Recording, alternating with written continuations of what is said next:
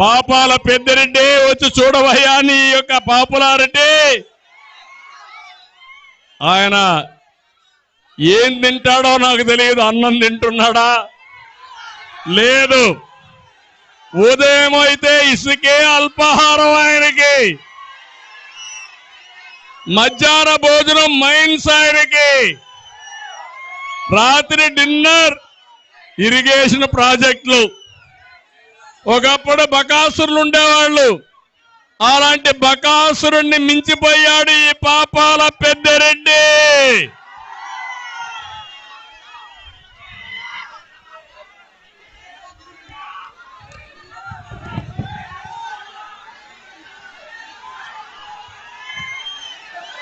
నేను అడుగుతున్నా, తమ్ముళ్ళు పుంగనూరులో ఈసారి గెలుస్తాడా?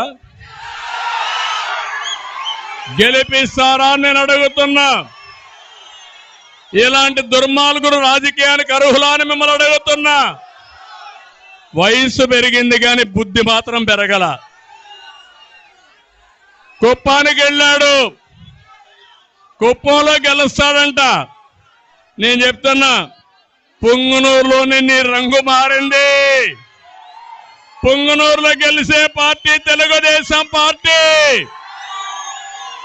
నా దయాదాక్షిణ్యాల వల్ల గెలిచావు గాని ఇప్పుడు చూపిస్తా నా తడాక ఏంటో. నిన్ను ఎక్కడ పెట్టాలో పెట్టి చూపిస్తావని మరొకసారి హెచ్చరిస్తున్నా. పోలీసులను అడ్డు పెట్టుకొని సెకండ్ రాజకీయాలు చేసే ఈ నాయకుడు ఒక నాయకుడు తమ్ముళ్ళు అని మిమ్మల్ని అడుగుతున్నా.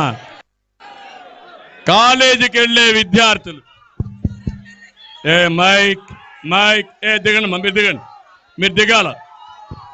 తమ్ముడు దిగేమా, దిగే. మైక్ వినపడలేదు, దిగండి. నువ్వే దిగాల, దిగాలి. ఎన్నికరండి, మీరంతా ఎన్నికరండి.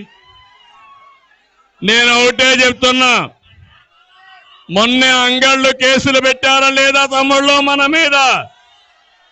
ఏం జరిగింది అంగళ్ళలో? మనం ఏమైనా దాడి చేశామా అని మిమ్మల్ని అడుగుతున్నా. చేశాము మన దాడి. దారిలో వస్తున్నాం.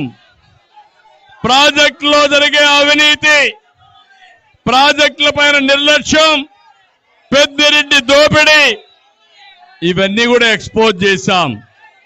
మనం ఇది ఎక్స్పోజ్ చేసి మన మీద దాడి చేసి సుమారు 600 మందిని జైల్లో పెట్టారు.